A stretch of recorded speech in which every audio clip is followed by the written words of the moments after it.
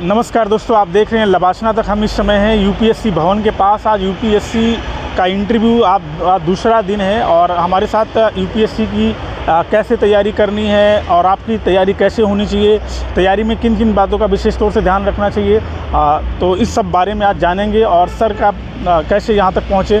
Sir आपको बहुत बहुत बधाई। आपको थैंक यू सो मच। सबसे पहले आप लोग सर आपका नाम और आपका अटेम्प्ट जानना चाहेंगे। सर मेरा नाम अभिषेक है और मेरा फर्स्ट अटेम्प्ट। अभिषेक जी, आपका मीडियम क्या और आप कहाँ से हैं? मेरा हिंदी मीडियम है और मैं उत्तर प्रदेश के जौनपुर ज़िले से बिलोंग करता हूँ। तो अभिषेक जी जौनपुर ज़िले से हैं, यूपी से हैं और हिंदी मीडियम। इतनी कम उम्र में आपका अटेम्प्ट पहला है, पहला अटेम्प्ट। इतनी कम उम्र में आपने ये कैसे यहाँ तक कैसे पहुँच गए आप? बस मैंने सेल्फ स्टडी किया था। अच्छा, यहाँ तक आ गया। तो मतलब ये क्या अभिषेक जी ने कोई कोचिंग नहीं, सॉरी आपने कोई कोचिंग नहीं ली है? नहीं, मैंने कोचिंग नहीं लिया था। मैंने ऑप्शनल लिए, बस विकास सर के नोट्स पढ़े थे, बाकी तो सब मेरा सेल्फ स्टडी था। तो अभी आपका जो इंटरव्यू हुआ, तो इंटरव्यू में ओवरऑल आपका जो इंटरव्यू था वो किस बेस पे था? डेप्थ से था या आपके ऑप्शनल से संबंधित था या आईआर था या मिक्स था? ज़्यादातर क्वेश्चन मेरे डेप्थ से थे और बाकी करंट अफेयर्स थे। जी। अच्छा, आपकी स्कूलिंग के बारे में थोड़ा जानना चाहते हैं। आपकी स्कूलिंग क्या है? मैंने बीए किया है, सिंपल बीए जी। किया। अच्छा। तो अभी आपका जो प्रीलिम्स आपने 2024 का आपका प्रीलिम्स था और आपने पहले अटेम्प्ट में क्रैक करा और हिंदी मीडियम में काफ़ी चैलेंजिंग होता, तो आपकी रणनीति कैसे थी, थोड़ा उसके बारे में बताइए आप। मैंने प्रिपरेशन जो है 1 साल हो गए होंगे मुझे करते हुए, और मैंने एनसीईआरटी जो बेसिक बुक हैं उसे पढ़ना चाहिए और बाकी स्टैंडर्ड बुक। तो नहीं, विशेष तौर से जीएस में किन किन विषयों को फोकस करें? आपकी कौन कौन सी बुक थी प्रीलिम्स के लिए, विशेष तौर से जीएस 1 पेपर के लिए? जैसे कि पॉलिटी हो गए, जियोग्राफी हो गए, इन सब चीज़ों के लिए विशेष ध्यान है, क्योंकि इस बार तो ज़्यादा क्वेश्चन जो है थे। और सीसेट के लिए हिंदी मीडियम में काफ़ी चैलेंजिंग रहता, तो सीसेट के लिए आपने क्या करी थी? काफ़ी चैलेंजिंग रहता है। बिल्कुल, सीसेट के लिए टफ होते जा रहे हैं। ऐसा नहीं है कि मतलब हिंदी मीडियम वाले सीसेट नहीं के लिए, क्योंकि उसमें 33% लाना होता है, बस पासिंग करना होता है, क्वालिफाई करना होता है। तो आप उसमें कुछ टॉपिक होते हैं, जैसे रीजनिंग में कुछ टॉपिक हों और मैथ में, तो उसे आप जो डेली आते हैं, हर साल आते हैं, उसको। अभी आपने मेंस की कैसे तैयारी करी थी? आपने बताया आपने कोचिंग नहीं ली, तो आपने मेंस की कैसे तैयारी करी? मेंस काफ़ी चैलेंजिंग होता है। जी बिल्कुल। जी। मेंस के लिए मैंने यूट्यूब पे कुछ टीचर हैं उनको फॉलो किया था, और बाकी तो मेरा सेल्फ स्टडी। सर का नाम बता सकते हो अगर आप बताना चाहें तो? जैसे कि मैंने जेस 4 के लिए धर्मेंद्र झाकर सर हैं, अच्छा। उनको फॉलो किया था। उनका भी इंटरव्यू होने वाला है। अच्छा। और बाकी तो आप आंसर राइटिंग कैसे शुरुआत करनी चाहिए?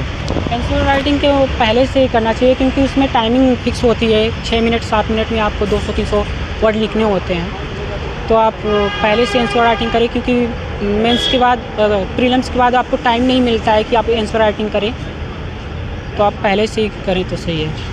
अगर हम बात करें कि आपका प्रीलिम्स के लिए कितना दिन का समय तैयारी प्रीलिम्स में कब से कर देनी चाहिए? प्रीलिम्स की तैयारी प्रीलिम्स के लिए आप पे डिपेंड करता है, क्योंकि आप तो चाहो तो जनवरी से ही स्टार्टिंग कर दो, और नहीं तो फिर आप जनवरी के बाद अगर आपका मेंस क्लियर हो गया है पूरा, तो आप प्रीलिम्स के लिए लग जाए। बहुत सारे लोग कहते हैं कि हिंदी मीडियम के लोग का रिजल्ट कम आता है, उस पर क्या करना चाहते हैं? अब मुझे तो ऐसा नहीं लग रहा है, क्योंकि मैं जब फर्स्ट अटेम्प्ट में यहाँ तक आ सकता हूँ हिंदी मीडियम से, तो आप लोग भी आ सकते हो। जी। तो अभी आपने इंटरव्यू किए, आपने कैसे प्लानिंग करी थी और आपकी क्या रणनीति थी इंटरव्यू की? आपने मॉक वगैरह दिया था, कैसे आपने तैयारी करी? मैंने तो इंटरव्यू के लिए मैंने सोचा नहीं था कि मेरा हो जाएगा, क्योंकि मैंने जब प्रीलिम्स हुआ तो फिर मेंस का दिया एग्ज़ाम।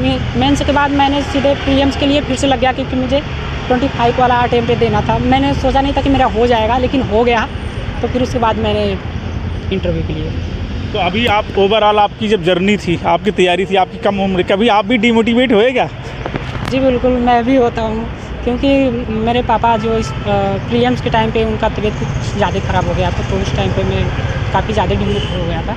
मैं तो एग्ज़ाम भी नहीं देने वाला था, लेकिन फिर मेरे जो घर के लोग हैं तो उन्होंने बोला नहीं देना चाहिए आपको, तो फिर मैंने दिया। मतलब आपने आपकी जो कामयाबी थी आपको मिली, आप यूपीएससी भवन तक आप आ गए इतनी कम उम्र में। आप कितने साल के, आप बताना चाहें तो? मेरा वही 21 प्लस चल रहा है। 21 प्लस चल रहा है। जी।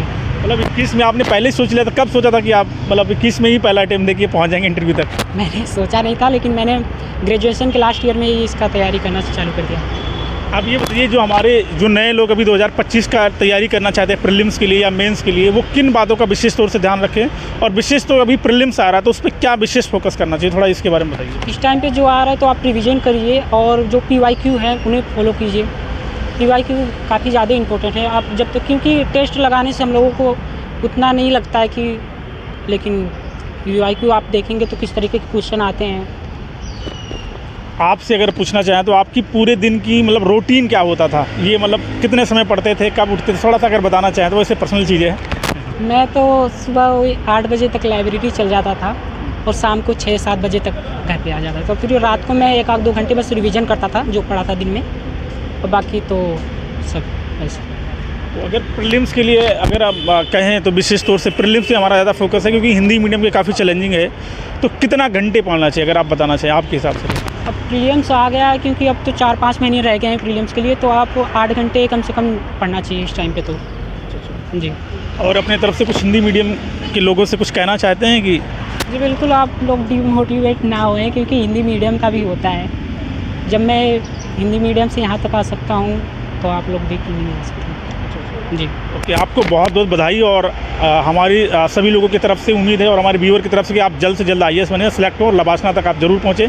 बहुत बहुत धन्यवाद, आपका दिन शुभ हो। Thank you so much.